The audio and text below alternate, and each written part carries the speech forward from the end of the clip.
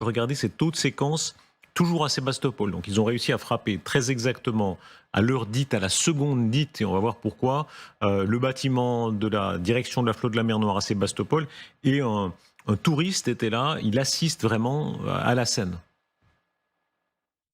Ça y est, ça commence. Des explosions et encore des explosions au centre-ville, sur Evazovski.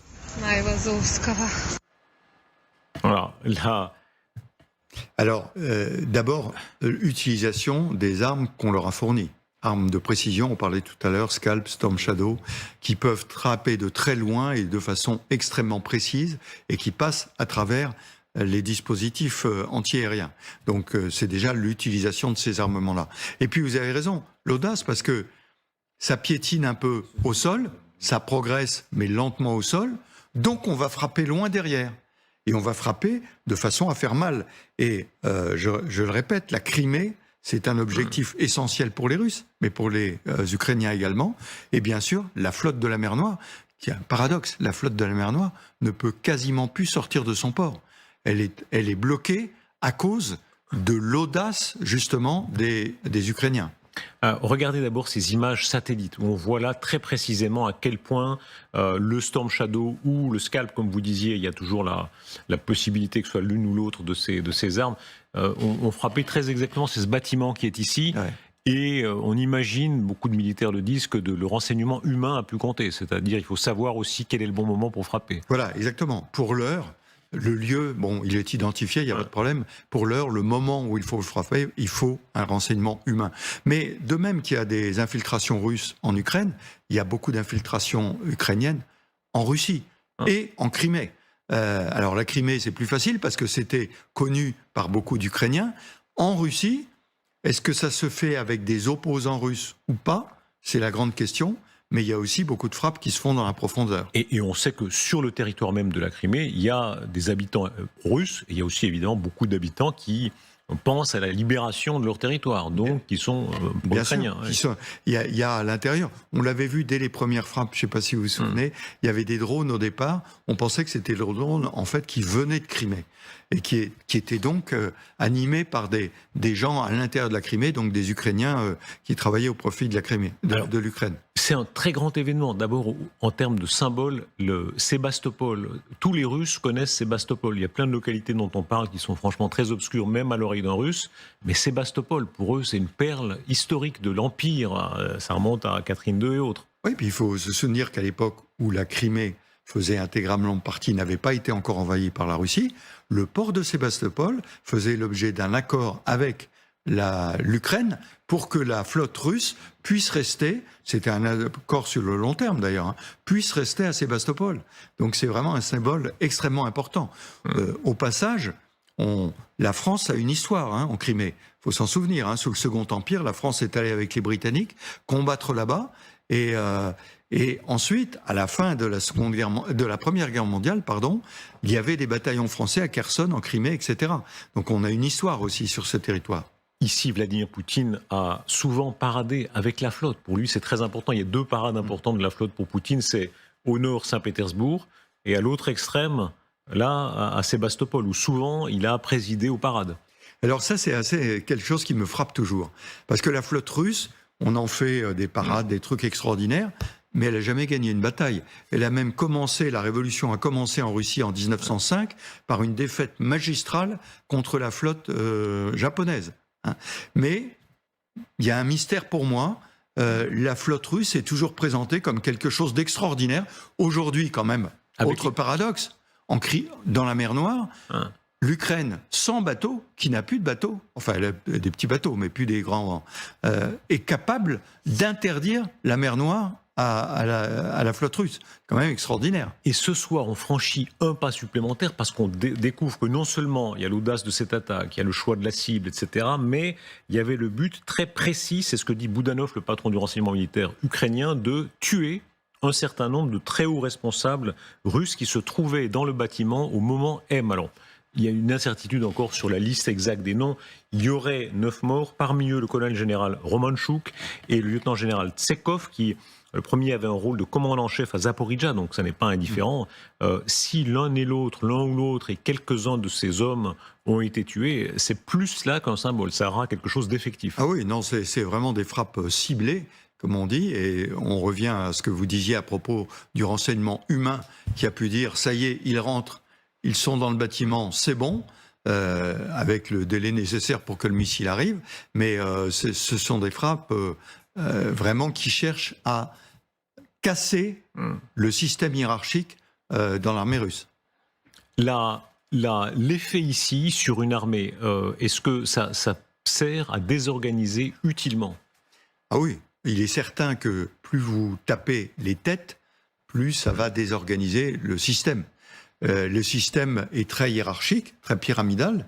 Si vous cassez le haut des pyramides, ça va désorganiser, bien sûr, l'ensemble du système. Sans compter, et là je n'ai pas l'information, que certains de ces hommes peuvent avoir des informations qu'ils sont les seuls à avoir, extrêmement importantes.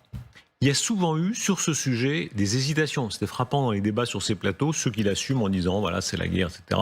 Et ceux qui estiment qu'il y a une forme de code d'honneur, entre guillemets, même s'il ne reste pas grand-chose de l'honneur ici dans une guerre de cette intensité-là. Mais il y a des armées où il y avait une certaine retenue. D'ailleurs, les Polonais, par exemple, ont fait des vidéos très... même en musique, n'est-ce pas, pour se féliciter de la mort des généraux. Et ensuite, les Américains ont dit parfois ont retenu un peu le mouvement. Hein. Oui, alors il ne s'agit pas d'aller de cet excès-là où on se félicite, on applaudit, on danse, etc. C'est la guerre. La guerre, c'est dur. La guerre, ça tue. Et tuer les chefs ennemis, ça fait partie de la guerre. Et ça a toujours été le cas. Hein. Y a eu dans toutes les guerres, on a ciblé les PC là où sont les chefs. Il y a des scènes pendant la campagne de Russie où Napoléon, qui par parenthèse n'est pas vraiment chez lui non plus, hein, il est un petit peu loin de chez lui, il est à 2 doigts de se faire tuer en Russie. Oui, bien sûr. Je viens de lire des mémoires d'un général Marbeau qui raconte toutes les campagnes de l'Empire, c'est absolument passionnant. Et en Russie, il explique comment à un moment, effectivement, il y a un petit escadron de la garde autour de lui. Un escadron, c'est rien du tout. Et qui réussit à s'évader comme ça parce qu'il y a eu une attaque surprise de Cosaques à ce moment-là. Lisez les déclarations de Boudanov. C'est l'homme de la soirée. C'est l'homme peut-être du mois ou de l'année, mais Boudanov, le patron du renseignement militaire ukrainien, qui assume tout à fait cette politique, qu'il explique. Je dirais seulement ceci, il y a environ 2 ou 3 mois, je donnais une interview à un média, je ne me souviens plus lequel en particulier, je leur ai répondu à l'époque que partout dans le monde, nous chercherions et pourchasserions les criminels militaires russes et que tôt ou tard, ce moment viendra. Il l'a dit, et il l'a même dit pour la plus haute hiérarchie civile, puisque les Ukrainiens disent on pourrait tuer Poutine. Oui, alors je me souviens très bien du moment où il est intervenu là-dessus. Je répète, c'est la guerre, et à tous les moments, la seule chose, il y a 2 choses qui empêchent peut-être aujourd'hui de tuer Poutine. D'abord, c'est son service de sécurité. Il est plus sécurisé que ne le sont les généraux ou amiraux à Sébastopol. Ça, c'est le premier. Et le deuxième, c'est l'incertitude. On l'a bien vu quand la mutinerie s'est manifestée le 23-24 juin, il y avait une certaine hésitation chez les Occidentaux en disant « mais si Poutine tombe, qu'est-ce qui va se passer ?» Mais je pense que c'est vraiment un sujet qu'il ne faut pas avoir à l'esprit. C'est lui le fausseur de guerre. C'est lui qui l'a décidé, tout seul. Il a raté son coup, il s'est englué dans une bataille, il peut y risquer sa vie. Le sujet a toujours été une pesée d'intérêt compliquée. Il faut rappeler qu'il y a un moment même où Churchill hésite à tenter de faire tuer Hitler. Finalement, il ne le fait pas, pour des raisons que les historiens discutent encore. Mais il y a des moments comme ça où il y a une hésitation sur ce sujet-là. Oui, qui touche en fait le plus haut chef, qui est un chef politique en fait. Et qu'est-ce qu'on se dit ? On se dit avec qui on va négocier. Et donc, on essaye d'avoir les éléments pour pouvoir négocier, mais quand je reviens à Poutine, vous ne pourrez plus négocier avec lui. Il est dans une telle logique qu'il est persuadé d'avoir une inspiration divine ou je ne sais quoi, qu'il a contraint à lancer cette guerre. Au passage, il s'inspire de Pierre le Grand, qui n'était pas particulièrement un tendre non plus. Et donc, je pense que c'est une question qu'il ne faut pas se poser. La question qu'il faut se poser, c'est s'il disparaît, il faut avoir la capacité de jouer avec d'autres. Et ça, il faut le monter avant de faire cette action-là. Est-ce qu'ici, les anglo-saxons sont plus désinhibés, plus francs, entre guillemets, que nous ? On se rappelle, les Américains, notamment, de manière très assumée, ont expliqué comment ils ont fait tuer Ben Laden ou d'autres cas. C'est la fameuse image. Cette photo est extraordinaire parce que Biden est déjà là, Il est là, il est vice-président à l'époque. Alors il y a aussi Blinken, l'actuel secrétaire d'État. On voit à quel point tous ces hommes, pour eux, les assassinats ciblés, ça fait partie vraiment de leur panoplie. Hein. En Europe de l'Ouest, il y a toujours eu une certaine...